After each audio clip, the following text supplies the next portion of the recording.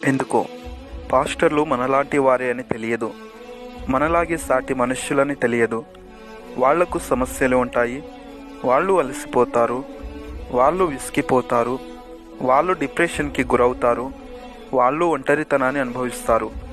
ఎడతెగని సేవ కార్యకలాపాల్లో వాళ్ళ వ్యక్తిగత జీవితాలు, కుటుంబాలు నిర్లక్ష్యానికి గురవుతాయి. కుటుంబం సంబంధాలు బీటలు వారుతాయి, ఒక్కోసారి పునాదులు కదులుతాయి. అసలు నువ్వు సేవ చేయడం వల్లనే మేమిలా ఇబ్బందులు పడుతున్నాం అని భార్య పిల్లలు అంటుంటే ఎవరికి చెప్పుకోవాలో తెలియక మదనపడిపోతారు. తగినంత సమయం కుటుంబంతో గడపలేక బాధపడుతుంటారు. సంఘస్థుల విమర్శలు, ఇతర సంఘాల నుంచి వచ్చే వ్యతిరేకతలు, సమాజంలో నుంచి వచ్చే బెదిరింపులు, కుటుంబంలో నుండి వచ్చే ఆర్థిక ఇబ్బందులు, దేహంలో నుండి వచ్చే అనారోగ్య సమస్యలు, బంధువుల నుండి వచ్చే చీదరింపులు, పొరుగువారి నుండి వచ్చే తిరస్కరణలు, మతోన్మాదుల నుండి వచ్చే దూషణలు, విరోధుల నుండి వచ్చే హింసలు, ఇలా ఒకటా రెండా దూర ప్రయాణాలు, సమయ అసమానతల వల్ల ఆరోగ్యం క్షీణించడం. పాస్టర్ భార్య పిల్లలు అనుభవించినంత ఒంటరితనం, క్షోభ మిగతా వారికి ఉండదు. కానీ క్రీస్తు కోసం వారి జీవితాలను త్యాగం చేస్తారు. స్నేహితులను, సంబంధాలను కోల్పోతుంటారు, దుఃఖపడుతుంటారు. అయినా అందరి ముందు నవ్వుతూనే ఉంటారు. ఒకవైపు అనారోగ్యంతో బాధపడుతున్నా మరోవైపు సంఘ క్షేమం కోసం ప్రార్థిస్తుంటారు, ఉపవాసం ఉంటారు, కన్నీరు కారుస్తారు. అలాంటి పాస్టర్స్ని మనం ఎలా చూస్తున్నాం? తిడుతున్నాం, దూషిస్తున్నాం, అపహాసిస్తున్నాం, అవమానిస్తున్నాం, నిందిస్తున్నాం, వెక్కిరిస్తున్నాం, చిన్న చూపు చూస్తున్నాం, పలువురిలో పరువు తీస్తున్నాం. మనకంటే గొప్పగా ఉంటే సహించలేము, బీదగా ఉంటే పట్టించుకోము. హెచ్చరికగా వాక్యం చెబితే ప్రేమ లేదంటాము, నెమ్మదిగా చెబితే ఉద్యోగం లేదంటాము, నవ్వుతూ చెబితే రోషం లేదంటాము.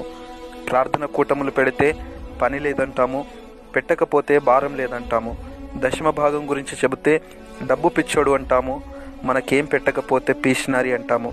గృహదర్శనం చేస్తే వచ్చాడ్రా బాబు అనుకుంటాము. ఇంటికి రాకపోతే మాలాంటి వారి ఇంటికి ఎందుకు వస్తాడులే అని ప్రచారం చేస్తాం.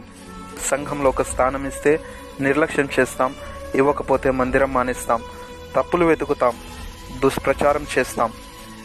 కానీ ఏనాడైనా మనం బాగుండాలని కోరుకుంటున్నాడు, ప్రార్థిస్తున్నాడు, ఉపవాసం ఉంటున్నాడు, కన్నీళ్లు పెడుతున్నాడు అని ఆలోచించామా? మంచి భోజనం తింటున్నాడని చూస్తున్నామా? మెరిసే తెల్లచొక్క వెనకాల చిరిగిన వస్త్రం ఉందని గుర్తిస్తున్నామా? వచ్చే కొద్దో గొప్ప కానుకలతో కుటుంబమును ఎలా నడిపిస్తున్నాడో గ్రహిస్తున్నామా? ఆర్థికంగా ఎంత కష్టపడుతున్నాడో అర్థం చేసుకుంటున్నామా?